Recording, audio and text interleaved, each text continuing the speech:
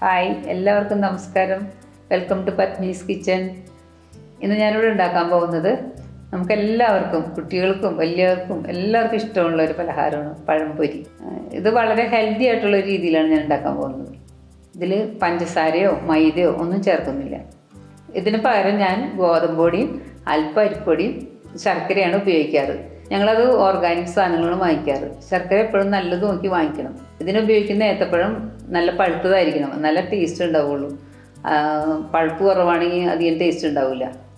അപ്പോൾ നമുക്ക് ഇതിന് വേണ്ട ഇൻഗ്രീഡിയൻസ് എന്തൊക്കെയാണെന്ന് നോക്കാം. അതിന് മുമ്പായി ഈ ചാനൽ സബ്സ്ക്രൈബ് ചെയ്യാത്തവരുണ്ടെങ്കിൽ സബ്സ്ക്രൈബ് ചെയ്യാൻ മറക്കരുത്. അതിനടുത്തുള്ള ബെല്ലൈക്കൺ കൂടി ക്ലിക്ക് ചെയ്താൽ ഞാനിടുന്ന വീഡിയോസിൻ്റെ എല്ലാ നോട്ടിഫിക്കേഷൻസും നിങ്ങൾക്ക് കിട്ടിക്കൊണ്ടിരിക്കും. ഞാൻ നേരത്തെ പറഞ്ഞ പോലെ വളരെ ഹെൽത്തി ആയിട്ടുള്ളൊരു പഴംപൊരി റെസിപ്പിയാണ് കാണിക്കാൻ പോകുന്നത്.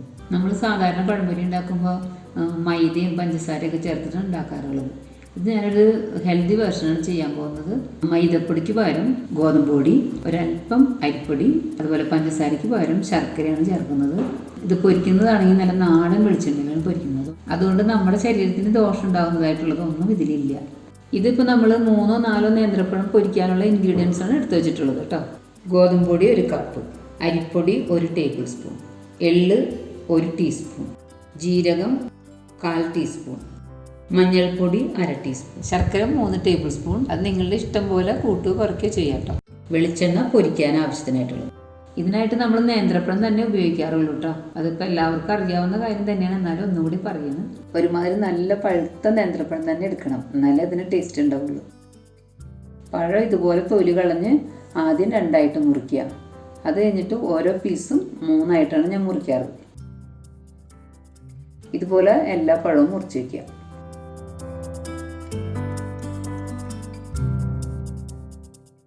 ഇനി നമുക്കിതിന് വേണ്ട ബാറ്റർ തയ്യാറാക്കിയെടുക്കാം. ആദ്യം ഗോതമ്പ് പൊടി ഇട്ട് കൊടുക്കാം, അരിപ്പൊടി, ശർക്കര പൗഡർ, എള്ള്, മഞ്ഞൾപ്പൊടി, ജീരകം. ഇതെല്ലാം കൂടി ഇട്ടിട്ട് ഇതിലേക്ക് കുറേശ്ശെ വെള്ളമൊഴിച്ച് മിക്സ് ചെയ്യാൻ തുടങ്ങാം. ഇത് ഇതുപോലെ കട്ട നന്നായിട്ട് ഉടച്ചൊടിച്ച് ആവശ്യത്തിന് വെള്ളം കുറേശ്ശെ ഒഴിച്ചു കൊടുക്കണം. ഇത് നന്നായി ഇളക്കി യോജിപ്പിക്കണം. ഞാനിവിടെ ഉപയോഗിക്കുന്നത് നല്ല ക്വാളിറ്റി ഓർഗാനിക് ശർക്കര പൗഡറാണ്. അതുകൊണ്ട് അതിൽ അഴുക്കൊന്നും ഉണ്ടാവാറില്ല. നിങ്ങൾ സാധാരണ ശർക്കരയാണ് ഉപയോഗിക്കുന്നത് ഉണ്ടെങ്കിൽ അത് ഉരുക്കി അരിച്ചെടുക്കണം. അതിൽ കല്ലോ മണ്ണോ ഒക്കെ ഉണ്ടാവാനുള്ള സാധ്യതയുണ്ട്.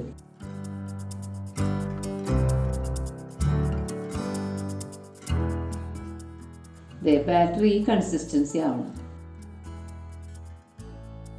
ഇതുപോലെ ഇരിക്കണം.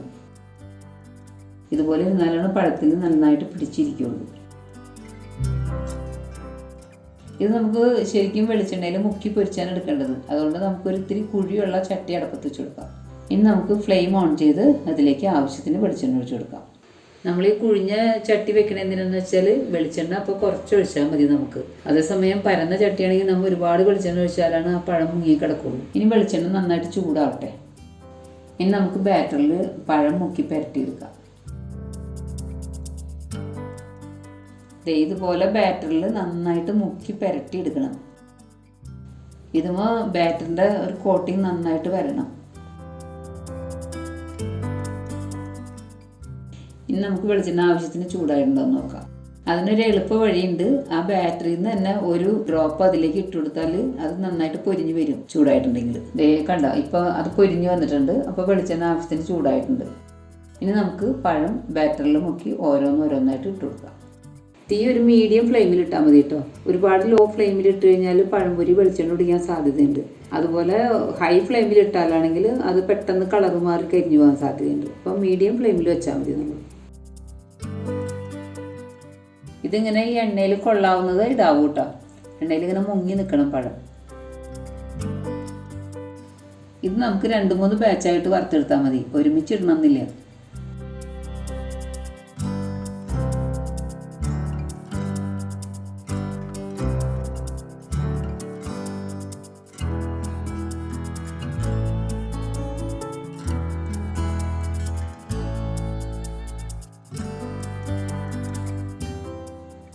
ഇത് ശരിക്കും ഫ്രൈ ആവണതിന് മുമ്പ് തന്നെ നമ്മൾ കയ്യിൽ വെച്ചൊന്ന് അകത്തി കൊടുക്കണേ. എന്നാലത് മറിച്ചിടാനൊക്കെ എളുപ്പമായിരിക്കും. പിന്നെ എല്ലാം കൂടി ഒട്ടിപ്പിടിച്ചിരിക്കില്ല.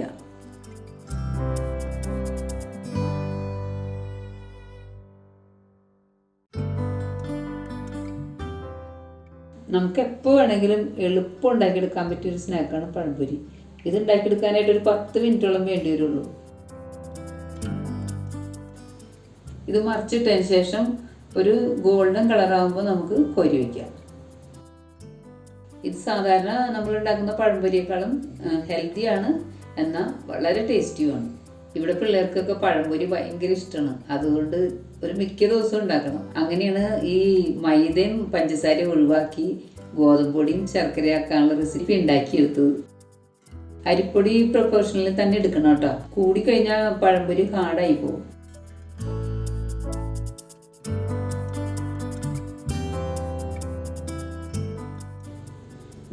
ഇത് കണ്ട, ഇതുപോലെ ആവണം.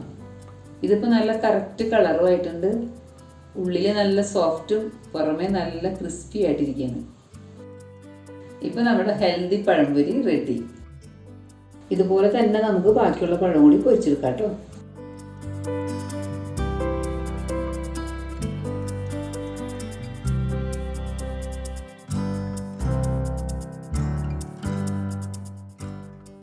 ഇതിൽ ഈ ശർക്കരയും ജീരകവും എള്ളും കൂടി ചേരുമ്പോൾ ഒരു പ്രത്യേക ടേസ്റ്റും സ്മെല്ലുമാണ്. ഞങ്ങളിത് ഉണ്ടാക്കി കഴിയുമ്പോൾ അതിന് കുറച്ചുകൂടി ടേസ്റ്റ് കൂട്ടാൻ വേണ്ടിയിട്ട് ഇതിൻ്റെ മീതെ കുറേശ്ശെ കണി കൂടി ഒഴിച്ചു കൊടുക്കാറുണ്ട്. അതൊരു ഓപ്ഷണൽ ടിപ്പാണ്, പക്ഷെ അത് ചെയ്തു കഴിഞ്ഞാൽ ഒരു പ്രത്യേക ടേസ്റ്റ് ആയിരിക്കും. ഇത് വൈകുന്നേരം സമയങ്ങളിൽ നല്ല ചൂടൻ ചായയുടെ കൂടെ ഈ പഴംപൊരി കൂടി കഴിക്കാന്ന് പറഞ്ഞൊരു പ്രത്യേക രസമല്ലേ. ഇത് നിങ്ങളെല്ലാവരും ഒന്ന് ട്രൈ ചെയ്ത് നോക്കണം. തീർച്ചയായിട്ടും നിങ്ങൾക്ക് എല്ലാവർക്കും ഇഷ്ടപ്പെടും. ഇതാകുമ്പോൾ നിങ്ങൾക്ക് പേടിക്കാണ്ട് എപ്പോൾ വേണമെങ്കിലും ഉണ്ടാക്കി കഴിക്കാമല്ലോ. നിങ്ങൾക്ക് ഇത് ഇഷ്ടപ്പെട്ടിട്ടുണ്ടെങ്കിൽ ലൈക്ക് ചെയ്യാനും ഷെയർ ചെയ്യാനും മറക്കരുത്. അതുപോലെ സബ്സ്ക്രൈബ് ചെയ്യാത്തവരുണ്ടെങ്കിൽ സബ്സ്ക്രൈബ് ചെയ്യാനും മറക്കരുത്. അതിനടുത്തുള്ള ബെല്ലൈക്കൺ പ്രസ് ചെയ്താൽ ഞാനിടുന്ന എല്ലാ വീഡിയോസിൻ്റെയും നോട്ടിഫിക്കേഷൻസ് നിങ്ങൾക്ക് കിട്ടിക്കൊണ്ടിരിക്കും. ഇനി നമുക്ക് വേറൊരു നാടൻ റെസിപ്പിയുമായി അടുത്ത വീഡിയോയിലൂടെ കാണാം. അതുവരെ ബൈ ബൈ, താങ്ക് യു.